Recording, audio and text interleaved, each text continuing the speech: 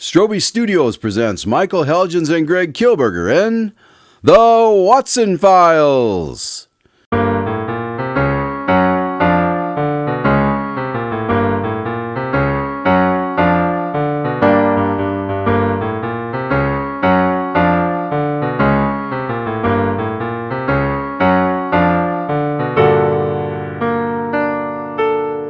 Coming to you from the illustrious Strobe Studios in the heart of America, this is Craig Dahlen. And now, let's join the doctor and see what story he has for us today. Come in. Oh, hello, Craig. How are you doing this evening? Well, good evening, doctor. I'm doing just fine, thanks. Good. How's Maximus? I'm impressed that you remembered. We are friends, Craig. It's nice to know more about you beyond your interest in mystery. Well, of course, Max is fine, but with all the rain, he's been a bit sulky. You know, I've had a case of the foul weather lassitude myself. That happens to be the cause of tonight's story. Lassitude? Certainly. Holmes always gets in quite a dreadful state when he hasn't had a case for a while, and I went over to his house the other day. You remember last week when it rained for 3 days straight? Sure, I was reminded of a hole in my umbrella in the worst possible way. You should consider a new umbrella. But anyway, I went to see Holmes, and I found him in quite a stupor. Yes, come in. It's probably unlocked. Holmes, are you feeling all right? I'm afraid, Watson, that I might not be at my best. I'm quite sure that Mrs. Jansen has rarely been in such a fuss, and this blasted room keeps moving. When I find the fellow who wound up the turntables, I'm going to... This isn't like your bout of debauchery in Himelica, is it? Of course not, Watson. I was just trying to find a way to fill the emptiness in my life. Judging from these bottles, I'd say the emptiness might just be your trouble. Oh, Watson, you can be quite clever when you try a little. Well, at least you aren't so drunk that you've forgotten how to insult me. I'd never forget how to do that, old friend. Also, I am not drunk. I'm pleasantly muddled, is all. So you're pleasantly drunk. That's all. Now that we've established that, I take it that you've not had any luck finding a case. Oh, Watson, I've scoured the papers. I've made calls to the usual busybodies, and I even deployed a troop of lads to scare up some small task on which to ply my trade. With no luck? The results of my efforts you see before you. Not one murder or missing object seems to exist in the whole city. Perhaps the police are just doing a good job. You have met Weathers, haven't you? Yes? He is the paragon for police work in the city. I'm sure he'd be happy to know that you think so. But he still requires my talent to solve nearly all of his cases. How, then, can any other officer hope to succeed without my assistance? Ah, there it is. I shall waste away. You're being a little overdramatic. Something will come along eventually. No, Watson. I think that the time has come to hang up my hat, put away my pipe, and let the spirits spirit me away from this place. If you drink much more, that's exactly what'll happen. That, sir, was my point. You might as well leave me here to waste away. At least you still remain useful to the weak and infirm of the city. And at the moment, you seem to be the weakest and most infirm of them all. Now, who could that be? Probably Mrs. Jansen trying to broth me again. Or perhaps some denizen of the devil himself, sent to cart me off to a place of constant torment. Then he'd just leave me here, I guess. Go away, devil woman! Don't you think you should get the door, Watson? You just shout at me to come in, and then you expect me to open the door? What was that, Jack? Fine. I hope it's the Girl Scouts. If it is, I'm going to let them harass you until you buy things from them. On second thought, perhaps you should just turn the lock. Oh, no, it's too late for that. Where's my remote control for the door lock? Ah, there it is. Too late, Spence. Hello. Watson, there are many nicknames that we might consider acceptable, but that... who indeed? Good afternoon, dear lady. I'm Spencer Holmes, and this is my associate, for now at least, Dr. Jack Watson.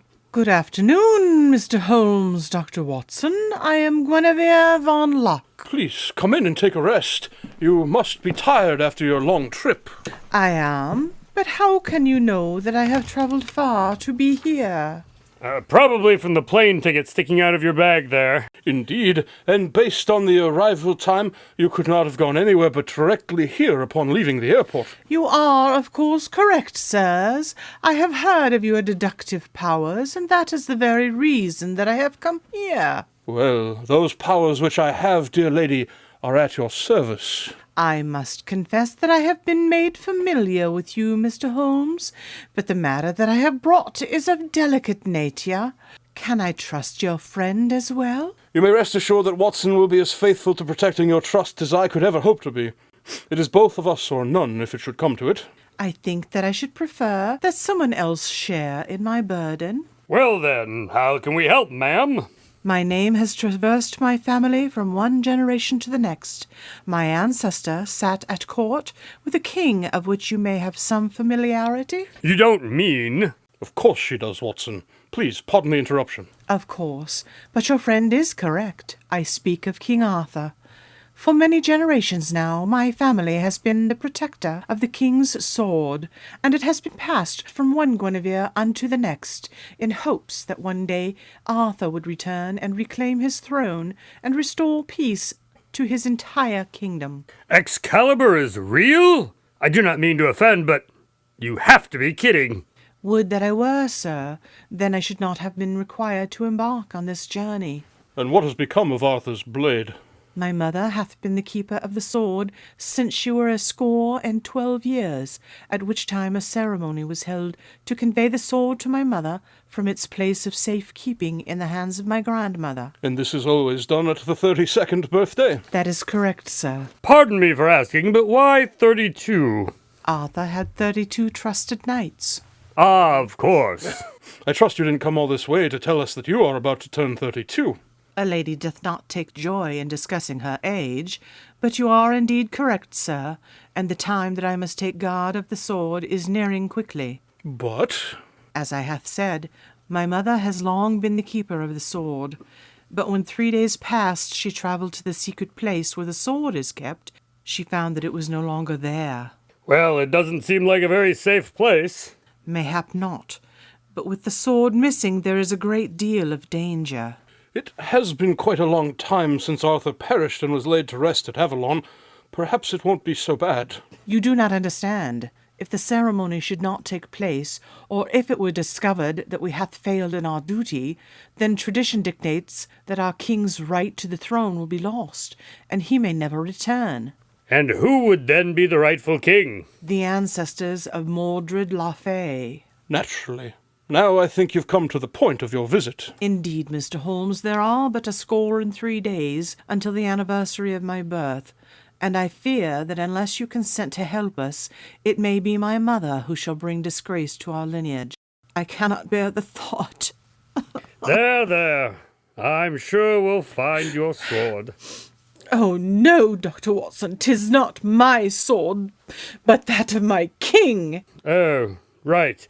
I'm sorry for implying otherwise. We should, See that Mrs. Jansen provides Mr. Locke with proper accommodations while we travel to Britain to find Excalibur. Right! Already my spirits are lifted greatly by your visit, my dear lady. In return, I will see that the treasure that you protect is returned to you. And please, endeavour to keep the matter private. It shan't do my family well if others were to learn of this tragedy. We shall be the masters of secrecy in this matter, my dear lady. Come, Mrs. Jansen will be delighted to have someone to look after who will actually appreciate her coddling.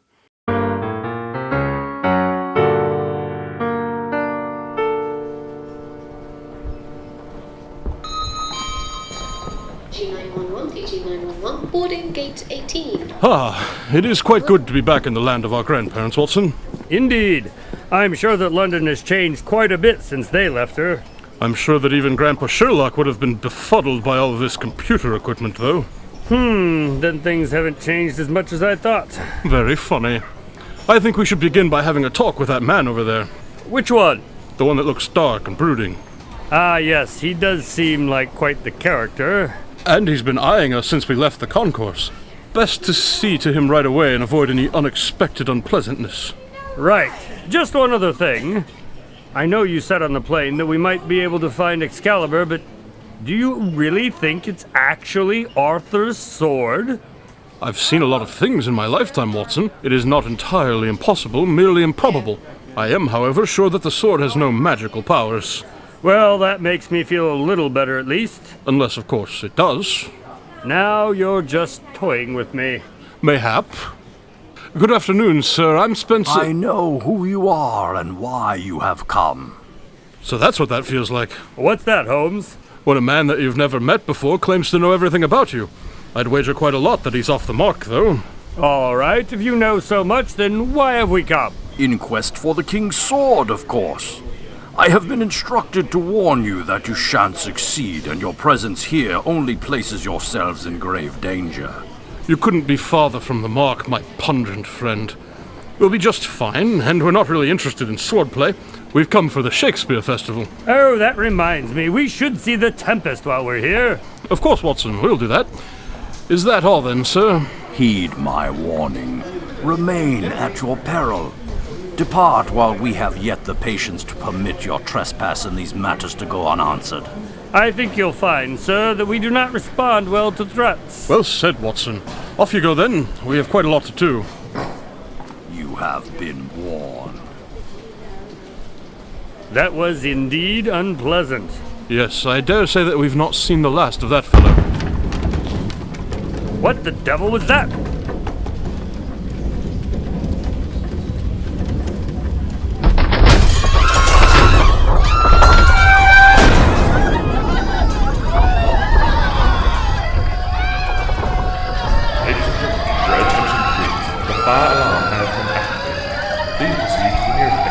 Holmes, are you all right? Holmes? Ladies and gentlemen, your attention. Holmes! The fire alarm has been activated. Holmes! Please proceed to the nearest exit in an orderly fashion. Holmes! Ladies and gentlemen, your attention, please.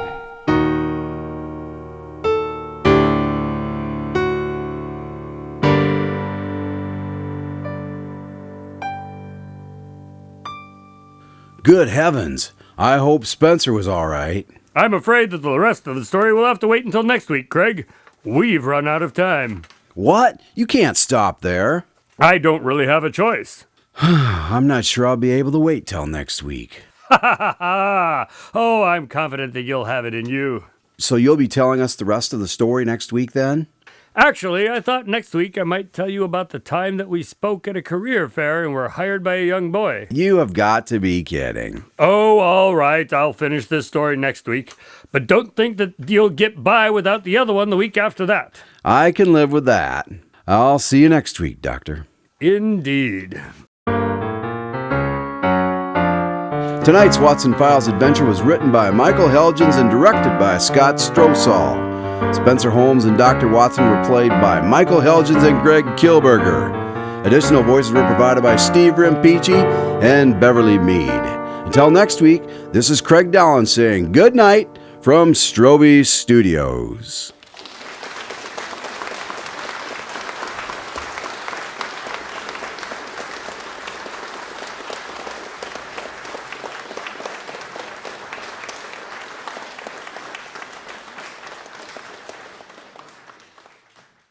And at that moment, you seem to be the weakest, and at the moment, when I read it makes more sense. Oh, Watson, you can be quite clever when you try. A little. No. Ha! Funny. There.